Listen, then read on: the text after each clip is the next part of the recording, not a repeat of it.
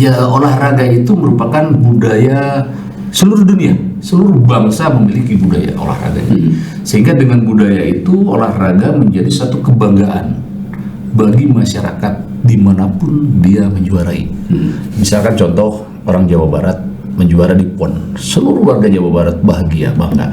Jadi kalau bagi saya yang pertama adalah bagaimana olahraga ini betul-betul menjadi budaya bangsa ini dan dirasakan oleh masyarakat, sehingga kalau olahraga ini sukses berhasil, masyarakat bahagia, tidak apatis. Ya tentu dengan tidak apatis kita harus membuat strategi. Apa strategi?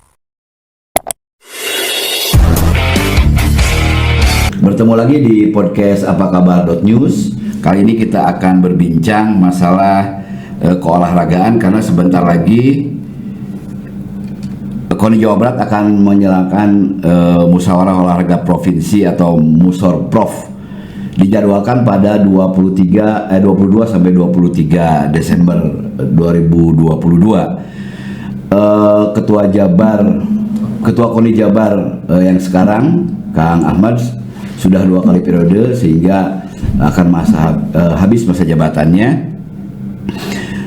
Sejumlah nama memang sudah muncul digadang-gadang untuk menggantikan Kang Ahmad. Seperti apa nanti, siapa-siapa orangnya hadir sekarang. Salah satu tokoh olahraga, Ketua Dewan Penasihat Manajemen bidang manajemen di KONI Jawa Barat. Beliau adalah Kang Denny K. Irawan, Mayor Jenderal TNI Purnawirawan. Apa kabar, Kang? Alhamdulillah masih seperti itu. Selalu sehat, selalu semangat. Karena yang kita obrolkan adalah hal-hal yang harus penuh semangat, kan? Harus semangat kita. Apa kabar, Kang? Alhamdulillah sampai saat ini masih semangat, masih sehat. Kesibukan terakhir apa nih? Kesibukan terakhir sekarang menikmati kemerdekaan setelah saya purna, kemudian juga ya ikut di KONI dalam hal ini. Setiap kegiatan KONI alhamdulillah masih bisa mengikuti. Kang Denny selalu sehat. Olahraga naon sih, Kang? Saya olahraga tidak yang spesialis, tetapi semua olahraga saya suka. Dari mulai golf, tenis meja, badminton, sepak bola, lari, jalan, ayo aja lah. Iya. Kang, ini kan berkaitan dengan menjelang musyawarah olahraga provinsi Jawa Barat atau Musorprof KONI Jabar. Nah, melihat perkembangan olahraga Jawa Barat seperti apa, Kang? Kalau saya mengatakan jujur melihat perkembangan olahraga Jawa Barat ini, saya melihat Jawa Barat saat ini menjadi sentral olahraga di Indonesia. Kenapa? Karena sering saya juga mendampingi ketua KONI. Jawa Barat selalu menjadi pilot project dalam setiap pelaksanaan kegiatan. Mungkin ini juga keberhasilan Ketua Pak Ahmad Saifuddin memimpin KONI Jawa Barat dalam rangka Pekan Olahraga Nasional, sehingga dia mendapatkan 2 kali, dan ini sangat sulit, apalagi yang satu bukan tuan rumah.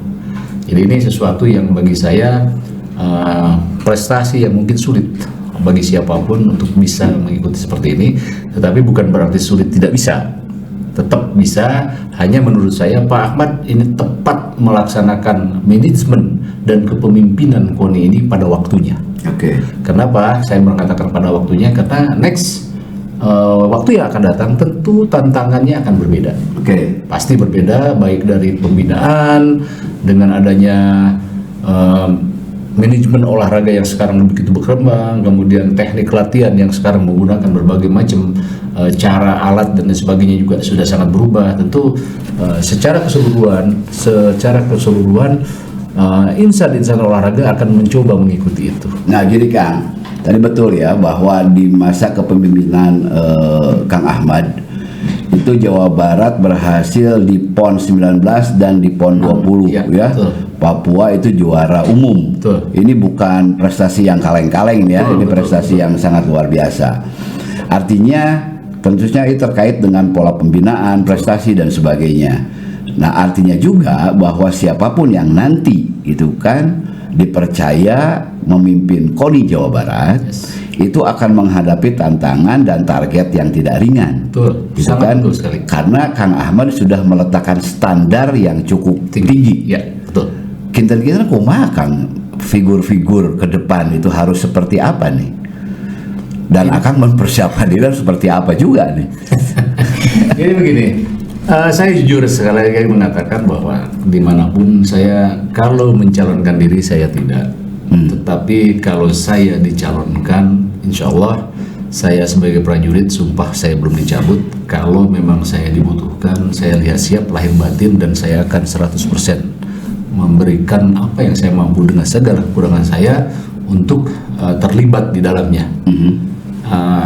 Ini apakah bertanya langsung tentang kelanjutan, tentang pembinaan atau bagaimana? Iya betul. Karena target Jawa Barat Betul. ya, harus jadi begini. satu. Ya. Betul. Jadi begini, apa yang dilakukan Pak Ahmad saat ini, saya katakan tadi bahwa sangat tepat untuk pada waktu yang lalu. Kenapa? Karena memang saya mengikuti di ujung, kebetulan di ujung masa kepemimpinan Pak Ahmad. Jadi yang kedua, saya melihat bahwa Pak Ahmad melakukan segala sesuatunya, manajemen baik internal maupun eksternal ini tepat. Kenapa saya katakan tepat? Karena memang pada waktu Pak Ahmad memimpin, beliau sangat fleksibilitasnya cukup bagus, baik dengan internal dan bahkan kalau di internal saya melihat sangat disegani oleh pengurus di KONI Jawa Barat. Jadi apapun selalu mengatakan tunggu nanti keputusan ketua. Artinya apa? Bahwa dia sudah meletakkan kepemimpinan bahwa ketua itu betul-betul pemutus apapun yang dilaksanakan. Jadi sifatnya staf itu oleh Pak Ahmad dibuat menjadi membuat suatu perencanaan untuk perencanaan oke, staf, tetapi pada saat keputusan dengan segala macam kemampuan dia, Pak Ahmad itu memutuskan yes atau tidaknya dengan tambahan dan lain sebagainya, tentu itu adalah kewenangan seorang ketua. Nah, kalau saya melihat untuk kepemimpinan yang akan datang, ini dasar ini sudah cukup bagus, sangat bagus bagi saya. Namun demikian perlu ada suatu inovasi-inovasi lain. Nah itu, ya, inovasi-inovasi lain apa? Karena begini, tantangan ke depan.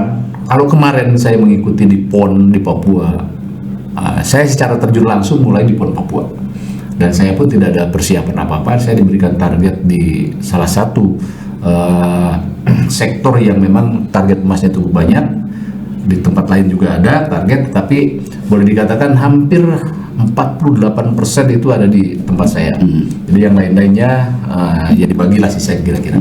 Nah, dengan seperti itu saya mencoba mempelajari olahraga, terutama saat bertanding. Ternyata tantangannya bukan main, baik di rule of the game-nya maupun pada saat action di lapangannya. Ini tantangannya dihadapkan pada kalau saya boleh mengatakan pada strategi baik itu strategi internal maupun eksternal. Nah, dalam strategi internal yang saya ingin coba angkat kembali, yang sekarang ini sudah dibuat fondasinya oleh Pak Ahmad cukup bagus, tetapi perlu inovasi-inovasi yang lain. Apa inovasinya? Yang pertama adalah ya, olahraga itu merupakan budaya seluruh dunia, seluruh bangsa memiliki budaya olahraga. Sehingga dengan budaya itu olahraga menjadi satu kebanggaan bagi masyarakat dimanapun dia menjuarai. Misalkan contoh orang Jawa Barat menjuara di PON, seluruh warga Jawa Barat bahagia, bangga. Jadi kalau bagi saya yang pertama adalah bagaimana olahraga ini betul-betul menjadi budaya bangsa ini dan dirasakan oleh masyarakat, sehingga kalau olahraga ini sukses berhasil, masyarakat bahagia, tidak apatis. Ya tentu dengan tidak apatis kita harus membuat strategi. Apa strateginya ya? Pertama, strategi internal adalah bagaimana strategi internal itu kita mempersiapkan atlet. Nah, kebetulan begini, kalau secara kepelatihan saat ini mungkin selalu mengikuti perkembangan, dan selalu ada studi banding. Nah, ini studi banding itu tidak dianggap sepele. Kenapa studi banding tidak dianggap sepele? Karena ini adalah tolok ukur. Jadi tolok ukur di mana pembinaan bisa berhasil itu kan jelas tolak ukurnya. Nah, kita sebenarnya di Jawa Barat ini punya satu perguruan tinggi yang boleh dikatakan menjadi mbahnya UPI, EPOK. Ya. Jadi EPOK ini jangan dianggap hanya sekedar nanti menciptakan atlet, tidak. tetapi justru manajemen olahraga yang harus dibuat oleh UPI itu betul-betul bisa diimplementasikan di dalam KONI ini. Makanya kalau misalkan strategi internal yang pertama adalah betul-betul laboratorium olahraga yang ada di UPI itu betul-betul harus dimanfaatkan optimal oleh seluruh pelatih dan seluruh atlet, termasuk pembina, harus mengerti. Jadi jangan udah kesana, tapi ngerti naon sebenarnya di situ tuh. Jadi harus dipahami betul. Makanya itu perlu kolaborasi dengan orang-orang yang FOK itu. Dan FOK tidak semua, Pak. Kita terpilih. Kenapa terpilih? Karena tidak semua punten ya. Sarjana hukum juga belum tentu semua memahami hukum. Walaupun dia sekolah di situ, ternyata apa? Banyak sarjana hukum juga yang jadi pengusaha. Artinya hukumnya ditinggalkan. Itu pun UPI sama. Jadi kita harus betul-betul memilih orang-orang itu yang memang mempunyai profesi dan betul-betul jiwanya di situ. Karena tanpa jiwanya di situ nonsen. Oke, kan tadi Kang Dhani bilang bahwa Kang Ahmad sudah meletakkan beberapa program yang cukup bagus ya, yang indikator keberhasilannya itu tadi Jabar Jabar 2 kali juara umum berturut-turut. Nah, artinya yang harus dilakukan ke depan untuk memperkuat program-program yang sudah diletakkan oleh kepengurusan KONI sebelumnya apa nih Kang? Nah, itu tadi yang pertama saya sampaikan. Yang kedua, karena ini bersifat budaya olahraga itu, jadi peran budayawan itu jangan diabaikan, Pak. Kenapa peran budayawan tidak boleh diabaikan? Karena budayawan itu akan menanamkan suatu kebanggaan, suatu keyakinan, suatu kepercayaan bahwa kalau dia menjadikan Jawa Barat juara itu, dia bangga dalam dirinya. Ini yang kadang-kadang diabaikan. Kenapa saya katakan diabaikan? Karena kenyataannya seperti yang saya katakan tadi, kalau olahraga itu juara, maka masyarakat itu bahagia. Artinya apa? Bahwa budaya itu melekat di masyarakat. Makanya budayawan-budayawan yang memang pure memiliki obsesi dengan olahraga, kita ajak untuk paling tidak memberikan motivasi dan lain sebagainya. Di samping budayawan tentu sebagai orang-orang yang religius, kita juga harus memasukkan di situ orang religius. Kenapa? Karena bagaimanapun religius kita yang pertama itu. Oke. Nah, tadi pendekatannya akan berkolaborasi dengan teknokrat olahraga ya, ilmuwan olahraga, kemudian juga dengan kalangan budaya tadi untuk memupuk rasa bangga, kan, mencapai kebanggaan. Nah, terus apa kabarnya nih dengan tuntutan sekarang bahwa pembinaan olahraga mulai dini sampaikan ke peningkatan prestasi itu harus dengan pendekatan saintifik, dengan pengetahuan ilmiah atau sport science. Dalam pandangan Kang Dhani, sepenting apa sport science untuk diterapkan di Jawa Barat? Sport science itu harus menjadi soko guru olahraga. Sport science kenapa? Karena disitulah tolok ukur. Tolok ukur dalam artian bahwa atlet ini mempunyai potensi atau tidak akan terlihat di situ. Nah, kenapa harus dari dini? Karena memang awal olahraga itu harus dimulai dari dirinya sejak kecil. Kalau sudah besar agak susah. Kenapa? Ya karakter kembali. Nah, kalau kita dengan berbicara seperti itu, makanya saya katakan tadi, basically dengan sains sport itu harus menjadi basic. Maka di samping sains itu harus kita lakukan, maka ada satu lagi aspek yang tidak boleh dihindari. Apa itu? Selain kesehatan, ya yang ada khusus di bidang kesehatan, harus ada psikologi olahraga. Kenapa psikologi olahraga? Kita bisa melihat kenapa atlet down, kenapa atlet ini begini kan. Yang lebih paham itulah mereka. Jadi psikolog olahraga itu perlu. Makanya mungkin saya perlu berbicara nanti dengan beberapa perguruan tinggi yang mempunyai fakultas psikologi untuk mendalami ini. Kenapa? Karena sangat penting. Contohnya mungkin di masyarakat juga ada yang ODGJ apa dan lain sebagainya lah. Itu kan ada psikolog-psikolog tertentu. Contoh juga mau masuk PNS juga ada psikolognya. Karena di situ contoh menjadi tentara apalagi tanpa lulus psikologi tidak bisa. Akhirnya begitulah proses pembinaan. Nah, yang selanjutnya yang ingin saya coba angkat adalah bahwa olahraga itu adalah event. Maka untuk meningkatkan motivasi keinginan masyarakat untuk berolahraga, event ini tidak boleh mati. Iya. Salah satu contoh begini, makanya saya bilang kadang-kadang saya kaget, aneh, kenapa orang yang tidak punya event hanya modalnya kaget dengan modalnya mungkin computerized, dia bisa menciptakan event. Padahal yang punya event itu KONI. Punya event KONI. Dia bisa mendapatkan keuntungan yang lebih besar tanpa untuk atlet itu sendiri. Jadi kalau saya mengatakan saya akan menyiapkan IO olahraga di setiap kabupaten kota untuk melaksanakan 76, bukan sedikit loh. 76 cabur. Bayangkan. Satu cabur saja begitu dilaksanakan di Jakarta bisa menghasilkan berapa?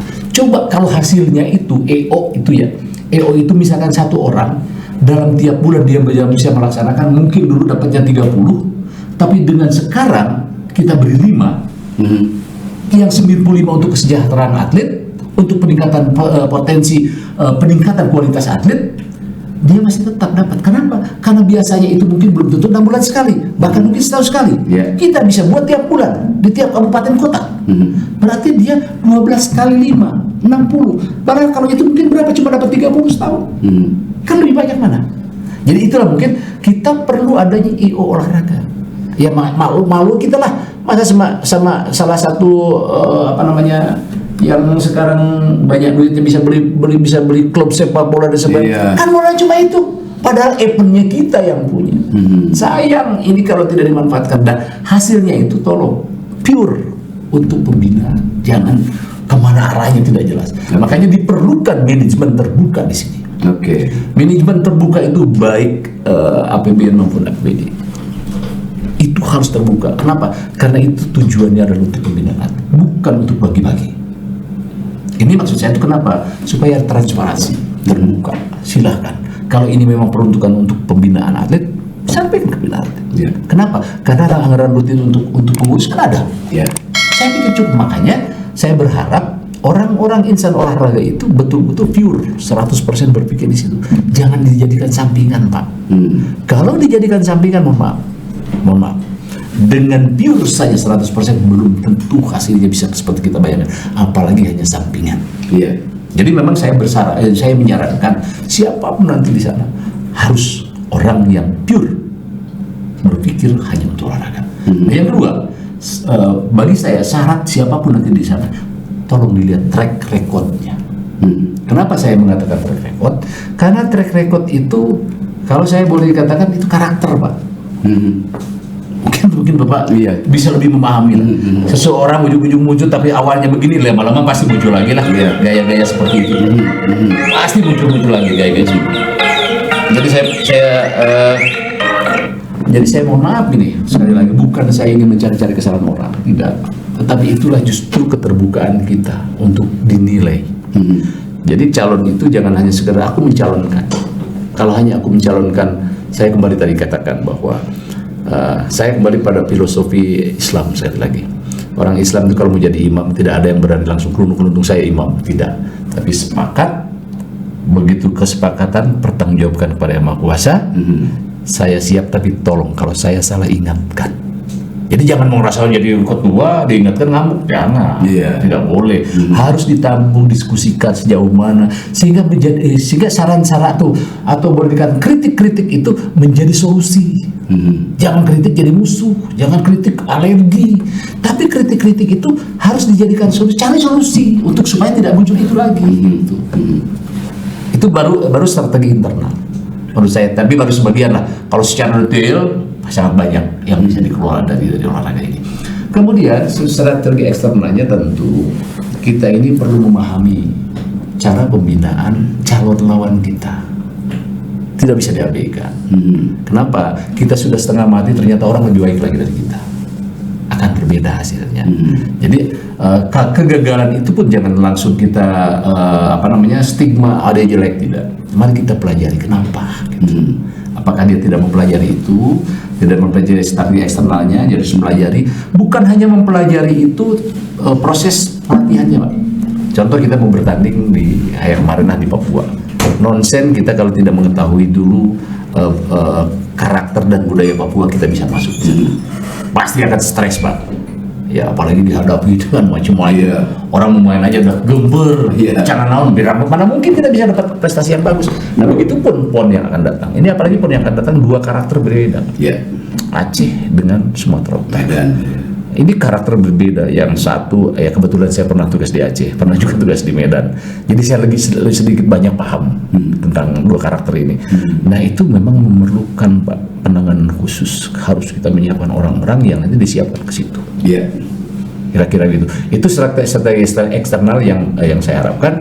Nah strategi eksternal yang lainnya adalah bagaimana kita ini bisa mendapatkan standar dari mereka. Kenapa standar mereka? Kita sebagai studi banding, Pak.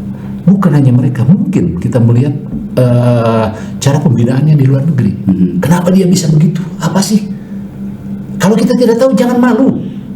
Mari kita coba kirim orang-orang kita. Jadi kirim orang itu jangan punten ya. Kan banyak nih sekarang nih kalau ada tugas ke luar negeri teh, dan prioritasnya jalan-jalan hasil nama Ya, asal SPG. SPG keluar beres. Ya. Kalau saya tidak boleh begitu. Kamu harus jelas, detail bagaimana polanya dia, bagaimana mempersiapkan atlet seatlet dini sampai atlet siap tanding, kemudian bagaimana regenerasi atlet itu harus dipahami. Walaupun kita sudah punya program, tidak salahnya kita selalu ada studi banding untuk bahan banding kita. Kira-kira kita masih kurang di sini, kita sudah bagusnya di sini, sehingga ada perbaikan setiap saat. Jadi tidak boleh pembinaan atlet hanya blang, udah kebiasaan begini. Dapat tantangan ke depan sangat berbeda. Kan dari kalau akan melihat ya dari program yang sekarang ada, Ya. kira-kira program apa yang harus diperkuat ya ke depan untuk menjawab dinamika perkembangan keolahragaan. Ya. Karena olahraga pasti sangat dinamis ya perkembangannya. Peningkatan prestasinya juga harus terukur, kemudian juga regenerasi atlet dan sebagainya. Karena itu tadi Jawa Barat itu targetnya berat. Betul. Itu kan harus mempertahankan capaian yang dalam 2 PON terakhir ini. Kumatakan Ada beberapa alternatif seperti yang tadi kita mempersiapkan optimal. Yang kedua, kita jangan malu untuk studi banding. Yang kedua, studi banding. Yang ketiga, jangan juga kita membiarkan atlet kita merasa hebat sendiri tanpa kita uji. Tetap harus ada uji baik internal di dalam negeri maupun dengan eksternal luar negeri. Dengan program-program yang tentu bisa diakalin, apakah dengan kerjasama atau atlet kita juga mungkin 1-2 suruh belajar di sana sehingga ilmunya perbaikan bisa. Dan saya berharap justru atlet kita bisa menjadi pelatih bagi dirinya sendiri sebenarnya. Jadi bagaimana menciptakan atlet itu sadar bahwa latihan itu adalah kebutuhan, latihan itu adalah masa depannya, latihan itu adalah segala-galanya bagi dia. Sehingga boleh dikatakan kalau dia tidak latihan maka dia tidak akan berhasil. tapi kan itu membutuhkan sarana prasarana pendukung juga. Sangat. Makanya saya katakan tadi kita kan harus bisa berupaya. Salah satu contohnya masa urang teh eleh kuno teu boga event tapi loba duit. Urang boga event masa teu boga duit. Kan aneh ya? Iya. Kan sangat aneh bagi saya. Selama ini kita punya event dan punten tingkat nasional kan belum berpikir bahwa kita punya event ini benar-benar bisa menjadi produktivitas untuk menghasilkan. Iya, bisa dimonetisasi ya itu. Sangat bisa, Pak. Sangat bisa. Sangat bisa. Kenapa sangat bisa? Saya pernah nanya kepada salah satu IO. Saya bilang, apa sih tugasmu? Yang pertama, Pak, cari event. Yang kedua, mencari sponsor. Yang ketiga, mencari tempat di mana kita event itu akan dilaksanakan. Nah, dari tempat itulah dia akan melihat, akan menilai ini potensi atau tidak gitu. Nah kalau potensi tidak ada yang rugi, Pak, dari event apapun. Ya kecil-kecil lah. Bapak mungkin bisa lihat acara tenki di mana nih kita nih kadang-kadang sering kan di jalan Asia Afrika ya.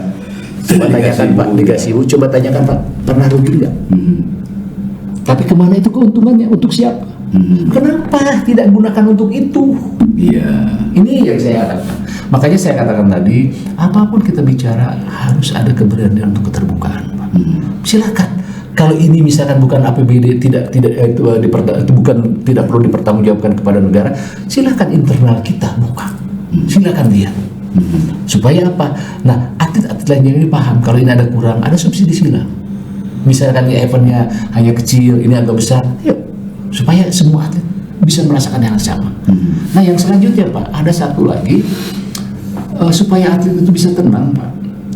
Sebagusnya kita ada kerjasama dengan perguruan tinggi Pak. Sekarang ada Pak? Ada tapi tertentu. Oke. Seharusnya karena atlet kan tidak bisa hanya memilih saya pokok aja karena saya olahraga kan tidak.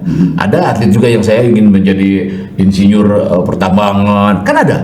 Kenapa kita tidak punya kita punya banyak perguruan tinggi, kita tidak kerjasama dengan seluruh perguruan tinggi sehingga atlet itu punya kesempatan untuk mengembangkan selain olahraga itu bakatnya dia di bidang apa yang dia inginkan. Tidak hanya di olahraga saja.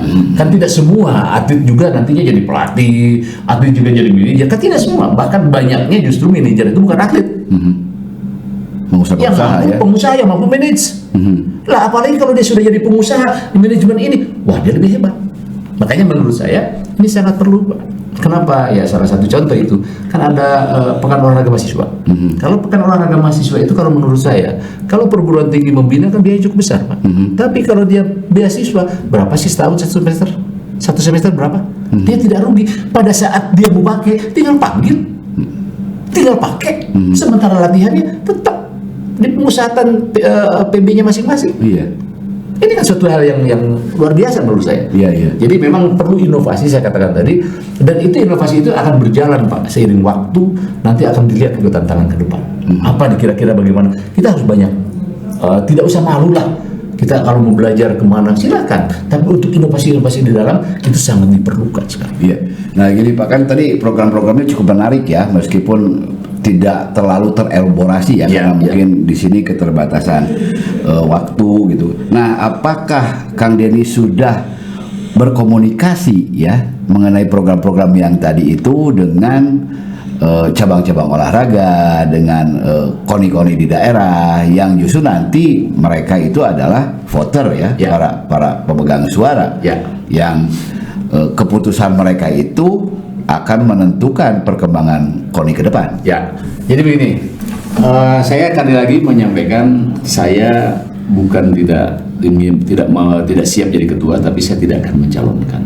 Kalau dicalonkan oke. Kalau dicalonkan lillahi ta'ala saya siap bertanggung jawabkan. Makanya saya selama ini juga pada saat kemarin Porprov, saya sering cerita baik dengan ketua KONI, dengan ketua-ketua cabur yang ada di sana yang bisa komunikasi, bahkan dengan atlet sekalipun saya ngobrol. Saya sering cerita ya, begitu atlet duduk-duduk, saya sambil santai ngobrol. Saya sampaikan, saya tidak, kalaupun toh misalkan program saya jelek, nggak usah dipakai. Kalau bagus, monggo, siapapun silahkan pakai. Karena saya lillahi ta'ala ikhlas, bukan karena saya ingin menjabatannya, tidak. Tapi justru saya ingin turut sertalah walaupun setitik saya ya mengabdikan diri saya ini ke Jawa Barat dan di bidang olahraga. Nah Kang, ini ada hal yang selalu muncul di hampir setiap menjelang event-event besar. Ya. Baik itu di tingkat regional Porprov maupun di tingkat nasional Porda, bahkan mungkin di tingkat regional di Asia Tenggara, yaitu jual beli atlet nih Kang. Ya ini selalu jadi masalah nih ya. Di niatan jual beli atau di niatan pembinaan, yang jelas mutasi atlet itu selalu menjadi masalah. Ya, betul. Nah, bagaimana agar persoalan-persoalan ini tidak kemudian terjadi ke depan? Oke. Terima kasih nih, ini pertanyaan yang sangat menarik, dan kemarin juga saya menghadapi menjadikan rumit gitu ya. Ternyata hal seperti itu ya saya tidak berani mengatakan menuduh ada pemain atau tidak, tapi yang jelas ada pelaku lah. Pelaku yang memanfaatkan situasi ini. Jadi situasi Porprov ataupun PON atau apa saja itu selalu ada. Nah, saya berharap nanti begini, supaya semua pengurus kita ini punya komitmen, buat fakta integritas, bahwa dia termasuk atlet. Buat fakta integritas itu kenapa? Untuk dia meyakini bahwa di Jawa Barat tidak akan kekurangan dia, baik itu pengurus maupun apa, harus punya komitmen itu. Nah, kalau dia melanggar komitmen, kita tidak perlu menghukum, cuma tinggal nanya aja, kamu komitmenmu yang mana yang dipakai. Makanya di komitmen itu jelaskan, kalau saya melanggar komitmen maka sanksinya disetujui oleh dia. Tinggal melaksanakan itu saja kalau menurut saya. Ini akan tertib Pak.